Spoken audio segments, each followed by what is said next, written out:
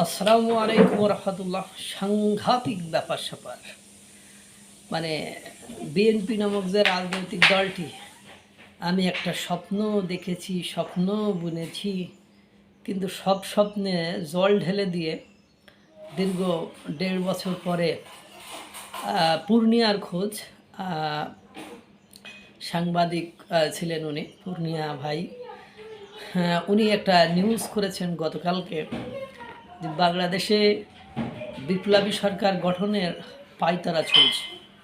যেমন অন্তর্বর্তীকালীন সরকার বাংলাদেশের যে সংবিধান আছে সেই সংবিধানের কাছে লায়াবল, দায়বদ্ধ। তারা যা খুশি তা করতে পারে না, তাদের সংবিধানের কিছুটা হলে সম্মান শ্রদ্ধা করতে হয়। কিন্তু দুর্ভাগ্য হলো সত্য যে জানেন যে জুলাই গণঅভ্যুত্থানের যারা ম্যাটিকুলাস ডিজাইনার ছিল, মাস্টার মাইন্ড ছিল, যারা কর্ম অপকর্ম দুর্নীতি অভিযোগ মানে টর্চার মানে যা কিছু করেছে, তাদের এখন সেভ এক্সিট দরকার। কিন্তু সেভ এক্সিট তারা কিভাবে পাবে? নির্বাচন হয়ে যে সরকার ক্ষমতায় আসবে তারা যদিও দেয়, এবং এই জুলাই গণঅভ্যুত্থানে যারা মেটিকুলাস ডিজাইনার ছিল, যারা জুলাই গণঅভ্যুত্থানে অগ্রনায়ক বলে নিজেদেরকে দাবি করে, নির্বাচিত হলে তারা সরকার গঠন করতে পারবে না বা তাদেরকে চরম বিপাকে এবং বিপদে পড়তে হবে। এইটা স্বাভাবিক, এটা নিয়ে কারোর কোনো সন্দেহ নাই। এবং তারা 1-1.5 বছরে যা কিছু করেছে তাতে করে দেশের 12, 13, 14, 15টা পর্যন্ত বেজে গিয়েছে। দেশের অর্থনীতি থেকে শুরু করে সামাজিক, সাংস্কৃতিক, রাজনৈতিক কোনো সেক্টরই ভালো নেই। এবং মনে করেন জামাত ইসলাম, এনসিপি সহ যে রাজনৈতিক দলগুলো নিজেদেরকে জুলাই গণঅভ্যুত্থানের সবচেয়ে বড় স্টেক হোল্ডার বা জুলাই গণঅভ্যুত্থানের মাস্টার মাইন্ড মনে করেন, নির্বাচন হলে তারা যে কোনো ফরম্যাটে হোক না কেন তারা নির্বাচন থেকে ছিটকে পড়ে, মানে সরকার গঠন থেকে ছিটকে পড়বে।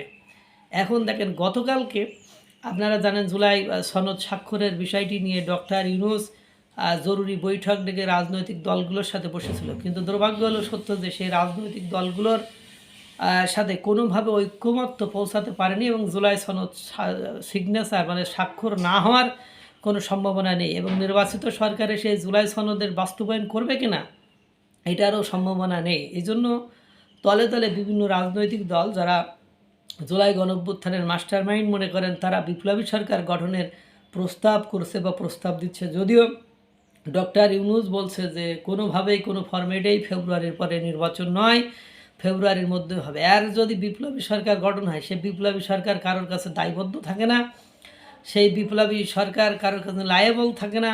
তারা ইচ্ছা করে 5, 10, 20 বছর থাকতে পারবে। অর্থাৎ পাকিস্তান ফরম্যাটে বা মানে যেসব দেশে বিপ্লবী সরকার গঠন হয় সেই ফরম্যাটে তারা থেকে যাবে। অর্থাৎ মানে অঘটনের দিকে যাচ্ছে। এবং বিএনপির যে স্বপ্ন, যে আশা বুনেছিল যে আমরা নির্বাচন হলে ক্ষমতায় চলে যাচ্ছি বা যাব, সেই আশায় একেবারে গুড়ে বালি যেটাকে বলে, আর একেবারে বালি দিয়ে দিল। সেই আশাটাকে এখন নিপ ইন দ্য বার্ড করে দিল। যে 1.5 বছর ধরে যে আলোচনা, যে মিছিল মিটিং যা কিছু হলো, সব কিছু একেবারে বাতে বরাতে গেল। আর বিপ্লবী সরকার হলে দেশের অবস্থা কি হবে সেটা বুঝতে পারছেন। এমনিতেই দেশের অবস্থা চরম সংকটাপন্ন, বিপদগ্রস্ততার ভিতর দিয়ে যাচ্ছে। ডক্টর ইউনূসের সব কিছু নিয়ন্ত্রণে বাইরে চলে গিয়েছে। এটা মানে মানে পূর্ণিয়ার খোঁজের পূর্ণিয়া ভাই, তিনি আতিক ভাই, উনি কিন্তু বলছে যে আমি ওই ডক্টর ইউনূসের সভা থেকে বেরিয়ে আসা একটা রাজনৈতিক দলের প্রধানের সাথে কথা বলেছি, তিনি আমাকে অ্যাসিওর করেছে যে বিষয়টি হ্যাঁ এরকমই ভেতরে ভেতরে চলছে, কিন্তু ডক্টর ইউনূস অবশ্য বলছে না। সুতরাং ঘটনা ঘটে যাচ্ছে এবং আমরা চেয়ে দেখলাম বিএনপির ওর একটা অবস্থা হবে বলে আমার মনে হচ্ছে। আল্লাহ তাআলা সকলকে ভালো রাখুক, সুস্থ রাখুক। আসসালামু আলাইকুম ওয়া রাহমাতুল্লাহ।